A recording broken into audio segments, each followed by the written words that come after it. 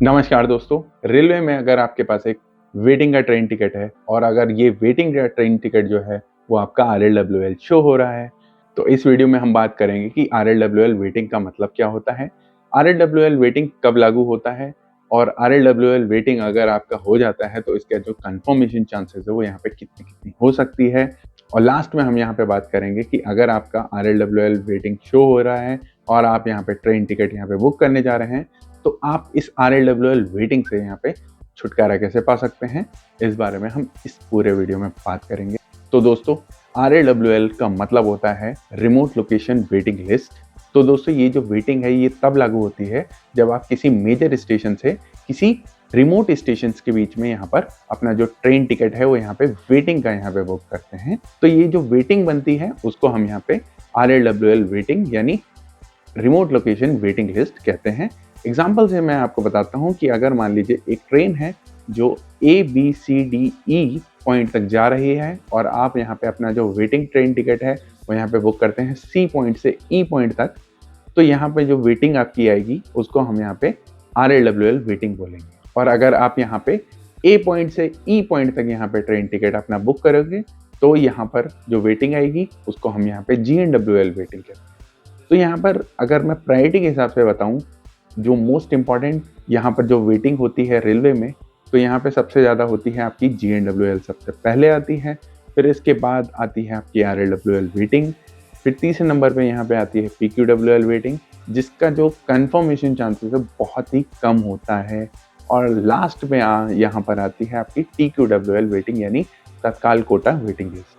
अब दोस्तों हम यहाँ पे बात करेंगे RLWL वेटिंग का जो कन्फर्मेशन है वो यहाँ पे कितना कितना होगा। मैंने यहाँ पर RLWL वेटिंग के दो केसेस यहाँ पे बना रखे हैं। अगर आपकी जर्नी 400 किलोमीटर से कम है तो यहाँ पे हम केस 1 लेके चलेंगे कि उसमें यहाँ पे जो आपका वेटिंग है वो यहाँ पे कितना कंफर्म हो सकता है, और केस 2 में हम यहाँ पे बात करेंगे कि यहाँ पे जो आपका टोटल डिस्टेंस है वो 500 किलोमीटर से ज़्यादा है, तब यहाँ पे जो RLWL वेटिंग का जो कन्फर्मेशन चांसेस है वो यहाँ पे कितना होगा। तो सबसे पहले हम यहाँ पे बात करेंगे केस फर्स्ट की, जिसमें यहाँ पे 400 किलोमीटर से कम अगर आपकी ट्रेन जर्नी है तो उसमें जो कन्फर्मेशन चांसेस है वो यहाँ पे कितना होगा। सबसे पहले हम यहाँ पे लेके चलते हैं स्लीपर की। आपकी ट्रेन में स्लीपर के मिनिमम 8 कोचेस होने चाहिए, तब ये जो कन्फर्मेशन चांसेस है वो यहाँ पे लागू होगी। तो यहाँ पे जो RLWL वेटिंग है वो 12 से 15 वेटिंग अगर हो रखी है तो इससे कम पे आपका जो कन्फर्मेशन चांसेस है 400 किलोमीटर से कम जो ट्रेन की जर्नी है तब आपका यहाँ पे कंफर्म हो सकता है। फिर इसके बाद हम यहाँ पे बात करेंगे थर्ड एसी की। थर्ड एसी में अगर आपकी ट्रेन में यहाँ पर 6 डब्बे से ज़्यादा यहाँ पे कोचेज हैं तब यहाँ पे जो कंफर्मेशन चांसेस होगा 400 किलोमीटर से कम के लिए वो होना चाहिए 10 RLWL वेटिंग। फिर हम यहाँ पे बात करेंगे सेकेंड एसी की। सेकेंड एसी में अगर आपका यहाँ पे ट्रेन में 2 सेकेंड एसी के कोचेज हैं तो यहाँ पे जो कंफर्मेशन चांसेस हैं वो होनी चाहिए 7 to 8 RLWL वेटिंग। फिर यहाँ पर हम सेकेंड केस की बात करेंगे कि यहाँ पे जब आपकी जो टोटल जर्नी है वो यहाँ पे 500 किलोमीटर से ज़्यादा है, तो एक अंदाजे के तौर पे यहाँ पे प्रोबेबिलिटी के हिसाब से मैं यहाँ पे बता रहा हूँ RLWL वेटिंग का जो कंफर्मेशन चांसेस है वो यहाँ पे कितना होगा। तो यहाँ पे स्लीपर में अगर आपकी ट्रेन में 8 से ज़्यादा स्लीपर की बोगीज हैं तो यहाँ पे जो RLWL वेटिंग है उसके कंफर्मेशन चांसेस होंगे 5 to 7 RLWL वेटिंग। और थर्ड एसी की बात करें, थर्ड एसी में आपकी ट्रेन में यहाँ पर 6 कोचेस होने चाहिए, जैसे पहले होने चाहिए वैसे ही। तो यहाँ पे जो कंफर्मेशन है RLWL waiting for third AC वो होनी चाहिए 5 RLWL वेटिंग। इससे कम होनी चाहिए तो आपका जो कंफर्मेशन चांसेस है वो यहाँ पे बढ़ जाएगा। फिर इसके बाद हम यहाँ पे बात करते हैं सेकेंड एसी की। आपकी ट्रेन में 2 सेकेंड एसी की यहाँ पे कोचेस लगे हुए हैं, तब जो यहाँ पे सेकेंड एसी का जो RLWL वेटिंग है जो कंफर्मेशन चांसेस है वो होना चाहिए 3 to 4 RLWL वेटिंग।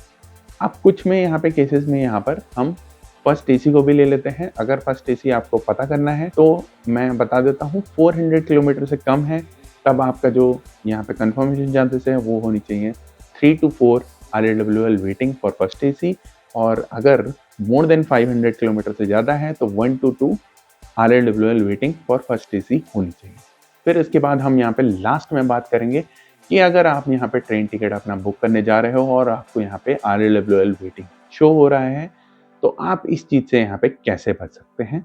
सिंपली मैं आपको बताना चाहूँगा, मान लीजिए एग्ज़ाम्पल के तौर पे आप दिल्ली से ट्रेन टिकट अपना बुक कर रहे हैं मुंबई तक के लिए, तो आपको सबसे पहले ये देखना है कि आपकी जो ट्रेन है, जैसे मान लीजिए एक अमृतसर एक्सप्रेस है, जो अमृतसर से चलती है, दिल्ली से होते हुए मुंबई जाती है। तो अगर आप यहाँ पे अपना जो ट्रेन टिकट है अमृतसर से यहाँ पे बुक करेंगे, तो आपको यहाँ पे RLWL वेटिंग नहीं मिलेगी और यहाँ पे ये शायद चेंज होके आपको दूसरी वेटिंग यानी GNWL वेटिंग भी मिल सकती है, या फिर आपको यहाँ पे कंफर्म ट्रेन टिकट भी मिल सकता है। अब आपको करना कुछ नहीं है, आपको अपना ट्रेन टिकट जो है वो अमृतसर से बुक कर लेना है और आपका जो बोर्डिंग स्टेशन है उसको यहाँ पे चेंज कर लेना है। बोर्डिंग स्टेशन आप यहाँ पे दिल्ली कर लीजिए, तो आपकी जो यहाँ पे RLWL वेटिंग है वो यहाँ पे चेंज हो जाएगी, या फिर तो वो कंफर्म हो जाएगी या फिर वो दूसरी वेटिंग में आ जाएगी यानी GNWL में आ जाएगी। और जैसे मैंने आपको शुरुआत में बताया है कि GNWL वेटिंग अगर हो रखी है तो उसके जो कंफर्मेशन चांसेस हैं वो सबसे ज़्यादा होंगे। तो दोस्तों, आपको ये जो RLWL वेटिंग के बारे में जानकारी थी वो कैसी लगी? अगर आपको कोई क्वेश्चन है नीचे कमेंट जरूर करें, इस वीडियो को लाइक करें, शेयर करें, चैनल को सब्सक्राइब करें। Thank you.